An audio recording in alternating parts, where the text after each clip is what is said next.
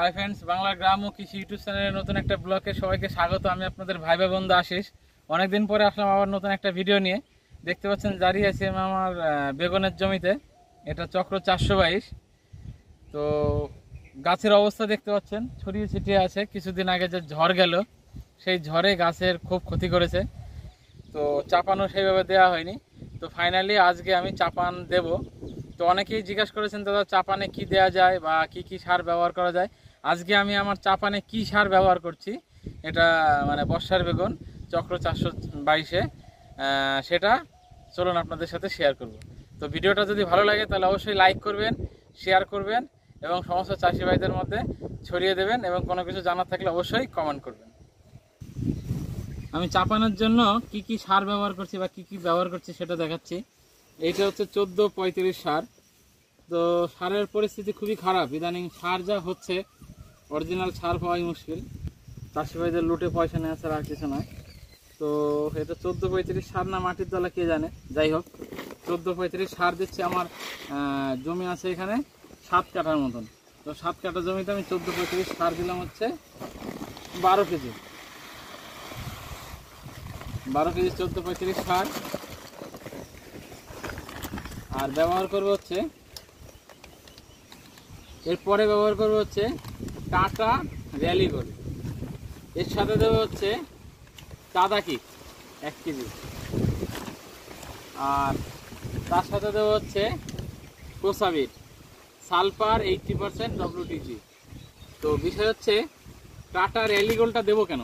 Tata rally গোল্ডটা দেওয়ার একটাই কারণ হচ্ছে, টাটা র্যালি গোল্ড গাছের রোগ প্রতিরোধ ক্ষমতা বাড়ায়, পরিবর্তিত পরিস্থিতিতে বিভিন্ন আবহাওয়ায় গাছকে মানিয়ে নিতে সহযোগিতা করে, গাছের শিকড় ব্যাপক হারে বৃদ্ধি করে, শিকড়ের ক্ষমতা বৃদ্ধি করে। এর জন্য ব্যবহার করবো টাটা র্যালি গোল্ড। আর সালফারটা হচ্ছে এক টাইপের ফাঙ্গিসাইড।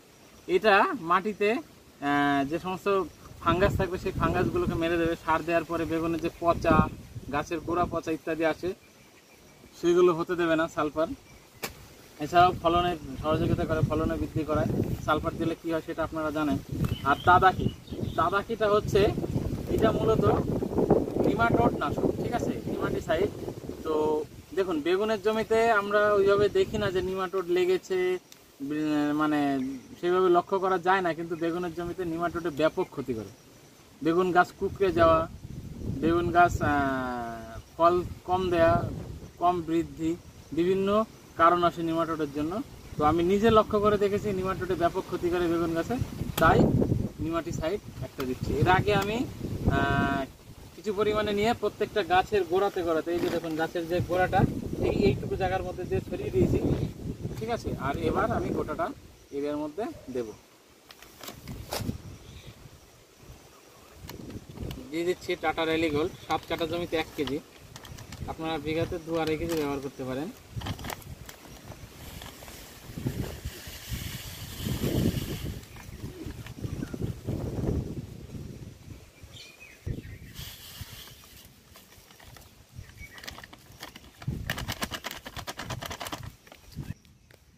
এবার দিচ্ছি হলো কোসাবিট 1 কেজি। 7 কাঠা জমিতে বা 10 কাঠাতে 1 কেজি দেওয়া যায়, বিঘাতে 2 কিলো আপনারা দিতে পারেন, অসুবিধা নেই।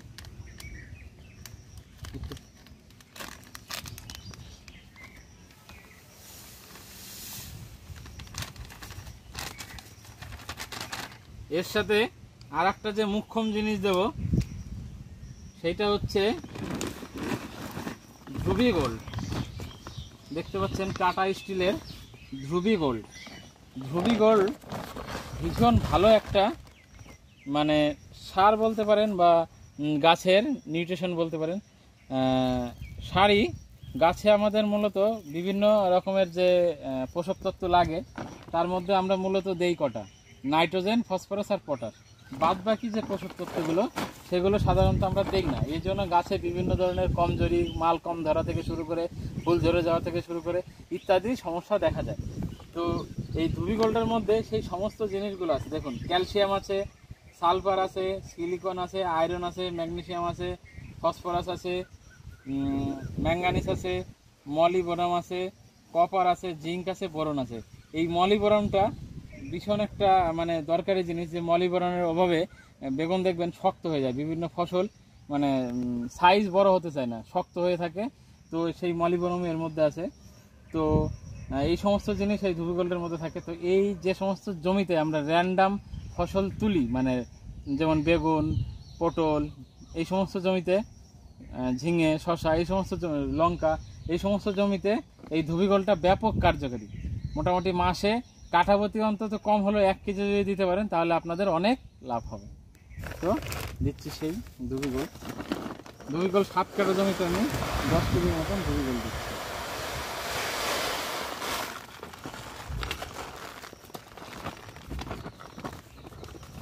সারগুলো দেখবেন একদম গোল গোল।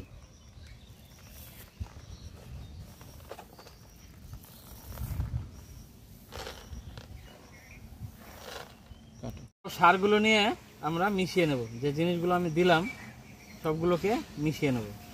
দেখুন আমি একবারে খুব বেশি পরিমাণে সার ব্যবহারের মানে পক্ষপাতী নই, ঠিক আছে। আমি প্রতি 7 দিন 10 দিন পর পর সার দিয়ে যাই, যাতে আমার বেগুনের জমিতে কখনো ফলন না কমে বা বেগুন না কমে যায়। মোটামুটি 10 দিনে একবার সার দেওয়ার চেষ্টা করবেন, কম কম করে। আর অন্ততপক্ষে মাকড় বেগুনের জমিতে ব্যাপক হারে লাগে।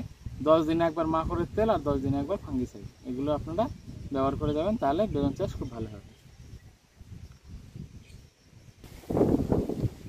আমি যে সমস্ত জিনিস ব্যবহার করলাম চাপানোর জন্য, সেই সমস্ত জিনিস যদি আপনাদের প্রয়োজন পড়ে তাহলে অবশ্যই যোগাযোগ করুন আনন্দ কৃষি উদ্যোগে। এছাড়াও বেগুন চাষ সংক্রান্ত বিভিন্ন কীটনাশক থেকে শুরু করে ফাঙ্গিসাইড থেকে শুরু করে সমস্ত অব্যর্থ ঔষধ পাওয়া যায় আনন্দ কৃষি উদ্যোগে। আপনাদের প্রয়োজন পড়লে অবশ্যই যোগাযোগ করবেন। এবার সারগুলো থেকে এইভাবে সারা জমিতে ছিটিয়ে দেবো, যেগুলো মিশালাম। কারণ হচ্ছে এই যে মানে মিডিলের মাটিটা আছে, এই মাটিটা তুলে গাছের গোড়ায় দেওয়া হবে। এবার কদিন আগে যে রুমেল ঝড় গেল, সেই ঝড়ে আমার গাছের বিভৎস ক্ষতি করেছে। প্রত্যেকটা গাছ ছড়িয়ে ছিটিয়ে ফেলে দিয়েছিল, অনেক গাছ ভেঙে গেছে। গাছের গোড়াতে মাটি দিয়ে গাছগুলো আবার দাঁড় করিয়ে দিচ্ছে বাবা, তারপরে মাটি দেওয়া হবে। প্রচুর ক্ষতি করেছে রুমেল ঝড়ে আমার। দেখুন কিভাবে যেখান দিয়ে সার বুনেছি সেই সার দেওয়া মাটিগুলো কোদাল দিয়ে গাছের গোড়ায় তুলে দেওয়া হয়েছে। এটা ঝড়ের আগে করতে পারলে খুব ভালো হতো। দেখুন আমার বেগুন গাছে বেগুন ধরে গেছে, আর গাছে বেগুন তুলেছি, তারপরেও এরকম আছে। তো এই বেগুনগুলো থাকা অবস্থাতেই ব্যাপক ঝড় হয়েছে, আর ঝড়ে অনেক গাছ মানে ভেঙে দিয়েছে, নষ্ট করে দিয়েছে, অনেক গাছ মারা গেছে, আমার বেশ ভালো ক্ষতি হয়ে গেছে। তো এইভাবে মাটিটা তুলে গাছের গোড়ায় দিলে বর্ষার সময় খুব ভালো হয়। একে তো জল নিকাশির ব্যবস্থা ভালো থাকে, আর সেকেন্ড হচ্ছে জল বাঁধে না, গাছটা ভালো থাকে এবং ঝড়ের হাত থেকে গাছটাকে রক্ষা করে। এরপরও দুপাশ দিয়ে তার দিয়ে গাছটাকে আটকে দেওয়া হবে, যাতে গাছটা ফিক্সড থাকে। এইভাবে আমাদের এখানে মাটি দেওয়া হয়। তাহলে বন্ধুরা আজকে এই পর্যন্তই। পরবর্তীতে দেখা হবে অন্য কোনো সময় অন্য কোনো ভিডিওতে। ততদিন সবাই ভালো থাকবেন, সুস্থ থাকবেন। আপনাদের পরিবারের সকলে ভালো থাকুক, সুস্থ থাকুক, ফসল সবজি ভালো থাকুক, এই আশাই রাখি। বাই। ভিডিওটা ভালো লাগলে অবশ্যই লাইক করবেন, শেয়ার করবেন, কমেন্ট করবেন।